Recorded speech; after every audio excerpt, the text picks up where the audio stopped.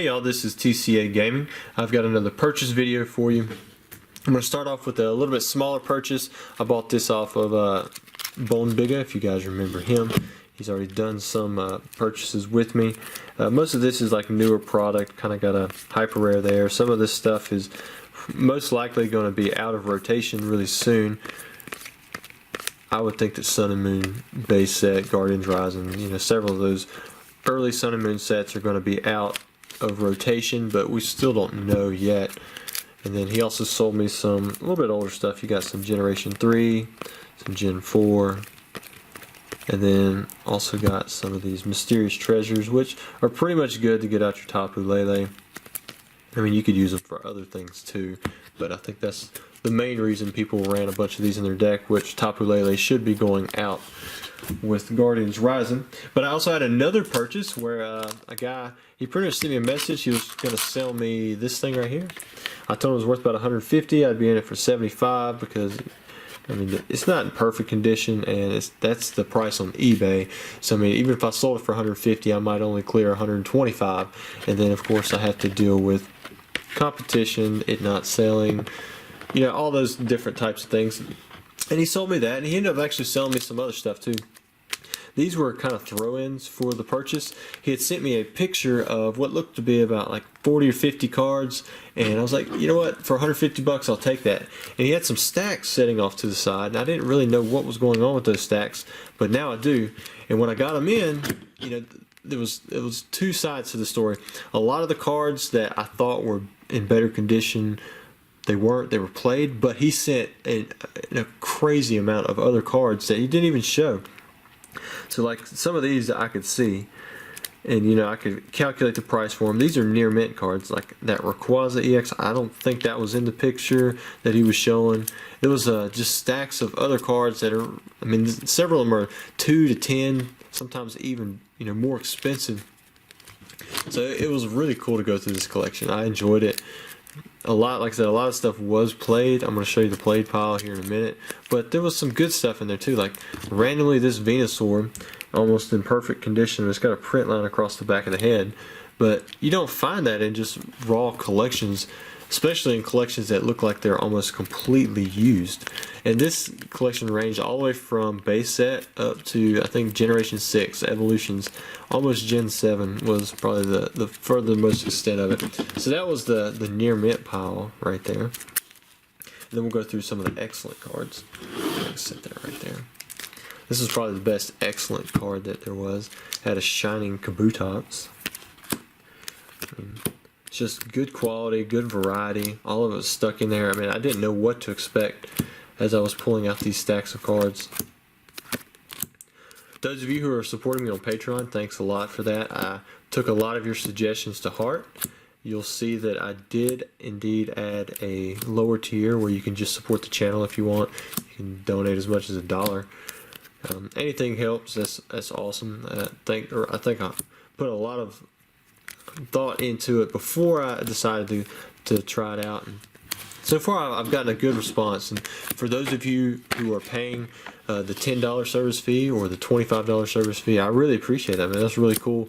I'll do my best to make sure that you get your money's worth out of that, and I hope that you're completely satisfied with it.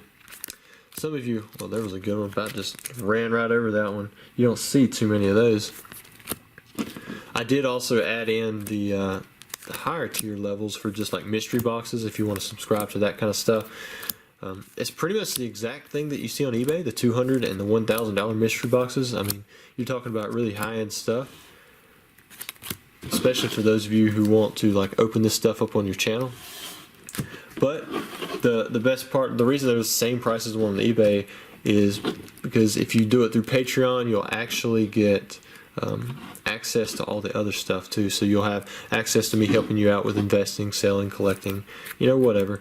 Let me show you some of this stuff. Alright, so this is like the played pile, like the really played pile. So check out this Shining Noctowl. I mean, it's got like 4 creases right there, another 4 right there. I mean, it's really beat up. It's hard to say that you could sell a Shining for $10, but I think I could sell this Shining Noctowl for $10, and I probably wouldn't lose too much sleep over it. I don't think I'm going to, just because cards that are displayed, I'd rather just sit in a binder. But to me, that's about how much that Shining Noctowl is worth. I mean, it's just really beat up. A lot of these cards, just you can tell that they've had a lot of love. Like that Shining Noctowl, I bet some kid, he probably stuck it in his back pocket and he went and sat on it 100 times at school, and he loved it. He got a lot of use out of that card. I remember Shining Noctowl was the only Shining that I had pulled from a booster pack when I was a kid. It may have been the only one I've ever pulled from a pack, at least from the original series. Man, look at that Jolteon. I have no doubt why Gem Mint Pokemon likes his Jolteons. They just look great. But Shining Noctowl was the only one that I pulled from a pack. It was an unlimited, but I kind of have a little bit of a connection with that card just for that reason. Of course, I mean, who doesn't want a Shining Charizard? But that being the only one I pulled, it's definitely the worst of the Shinings. But I just always remember that. I remember the smell of the pack as I opened it up.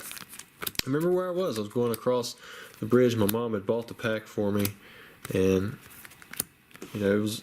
And for her, I mean, she worked really long hours just for us to get by, and for her to spend that hard-earned money on a Pokemon pack for me, it meant a lot, and I still remember it for sure. But we were going across the bridge, getting ready to get on the interstate to go home, and popped that pack open, and that's the nostalgic feeling that I think people are going for when they buy these booster packs. And Neo Destiny, I mean, it's right in the heart of all that stuff, and it's got Shinings in it, the textured Shinings. The cool thing about Neo Destiny packs is there's really no point to weighing them, because I'm almost positive that the heavy packs, sure, they'll have a holo, but to get a Shining, I'm pretty sure you have to have a light pack. So it's one of those things where any pack that you open, it could be a good deal. People chase the Shinings. The holos are usually a little bit harder to grade than those are. For whatever reason, a lot of the Shinings on the back side, right where the texture was imprinted on the front, they'll have like damage or what looks like damage on the back side. But PSA ignores it half the time, so because I've had really good luck grading my Shinings. Most of the time, a 10 is not that hard to get. So we're coming up on the last cards in the stack. Oh yeah, check this out. This Celebi's rough too. Let me check that out. I mean, there's really no point to put a case on it other than to make it look better. You see that big crease there and another crease there. I mean, again, this is a well-loved Celebi Gold Star. But anyways, I hope you enjoyed the video. Unbroken Bonds, definitely something that you may want to snag your box now before price goes up on them. But anyways, I appreciate you guys for watching. I hope you enjoyed the video.